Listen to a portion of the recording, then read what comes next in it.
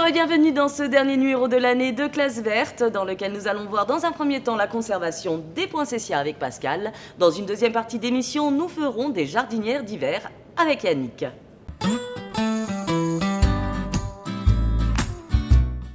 On retrouve Pascal dans cette première partie d'émission pour la conservation et la bouture des poinsettias. Oui, donc conservation des poinsettias, donc c'est une plante qu'on retrouve aux périodes des fêtes.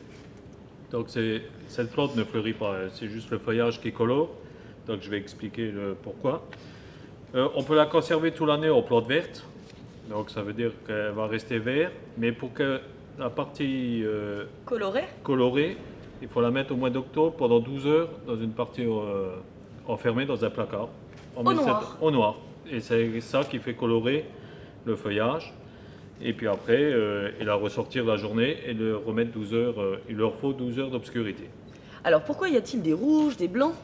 Ça, c'est les variétés comme ça. Il y a rouge, blanc, il y a une couleur marbrée aussi. Il y a plusieurs coloris. Ok. Ensuite, après le mois de janvier, février, donc la plante elle va commencer perdre sa couleur. Donc après, ce qu'on peut faire, c'est la conserver, donc la repoter dans un terreau qui est très léger, qui est spécial poinsettia. D'accord. Donc c'est-à-dire avec ce que vous voyez, des boules blanches et de la perlite pour alléger le terreau. Pas d'excès d'eau.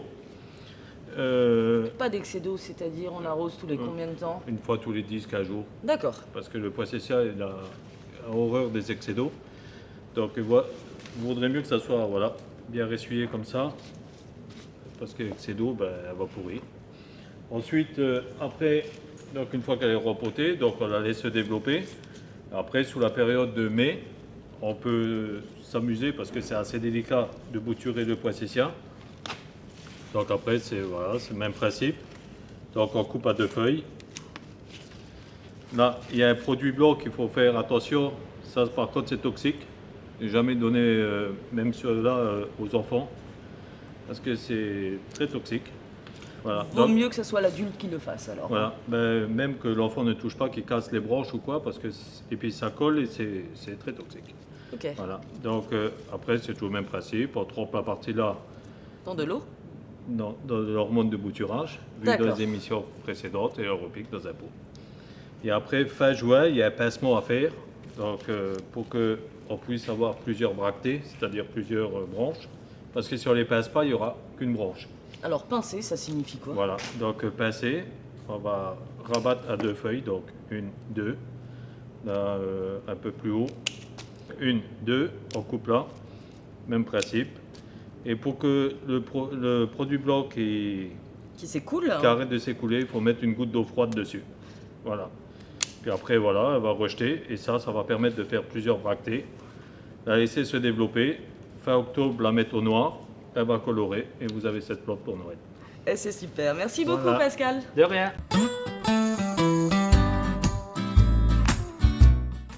Comme annoncé tout à l'heure, on retrouve Yannick dans cette deuxième partie d'émission pour la réalisation d'une jardinière d'hiver.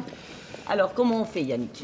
Alors les jardinières d'hiver, on va mettre des plantes qui résistent plus ou moins à l'hiver, au gel. Ouais. Donc il y a plusieurs compositions. Nous on a préparé un Evonimus. Qui est intéressant par son feuillage. D'accord. Un Cupressus.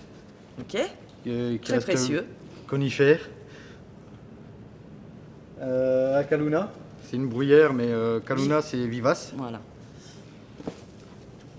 On a aussi un cinéraire. Et on va préparer aussi, on peut rajouter quelques pensées. Et des primes verts. Et ça, alors toutes ces plantes s'arrosent de la même manière parce qu'il est important de vérifier tout ça, non? Non, l'hiver on arrose vraiment sur balconier, on n'arrose pas. Vraiment si on a une période de sécheresse, mais l'hiver c'est rare chez nous, et tout, oui. C'est rare. Donc oui, on va pouvoir. Après les dispositions, c'est comme on veut ou comme on veut agrémenter son bord de balcon ou faire sa jardinière. Alors, je fais de même? Oui. Si j'y arrive. Ah, j'ai peur de tirer. Non, vas-y. Je casse toutes les racines. Pas grave. On peut casser un peu la motte, hein. C'est même conseillé. nos cinéraires. Il nous en manque un. Oui. Et il nous manque le Notre cul Cupressus.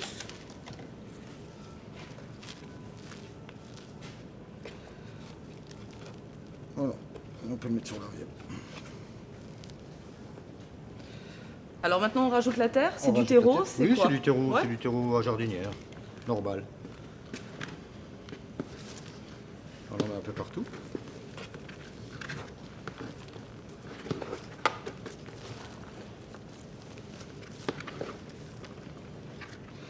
Voilà.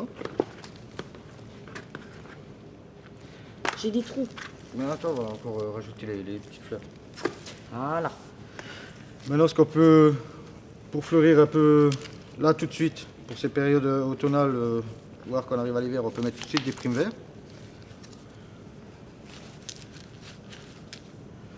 De la pensée.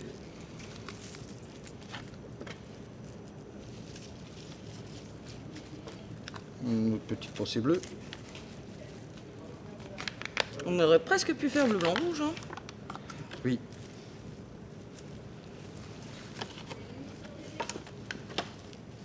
Voilà. Voilà. Et maintenant, si on veut la garder le plus longtemps possible, même au printemps, avant de mettre les géraniums, avant de racheter nos géraniums, on peut mettre des oignons de tulipes qu'on a récupérés ou qu'on va acheter chez tous les commerçants. On plante des oignons de tulipes à l'intervalle des pensées, entre les plantes. On ferme.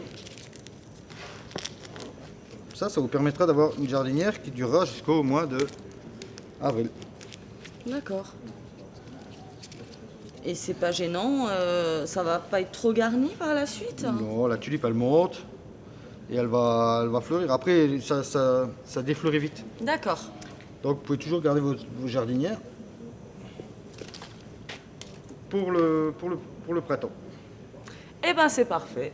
Merci Yannick. Je vous en prie. On se retrouve dans un prochain numéro à la rentrée prochaine. D'ici là, je vous souhaite de passer d'excellentes fêtes de fin d'année. À bientôt!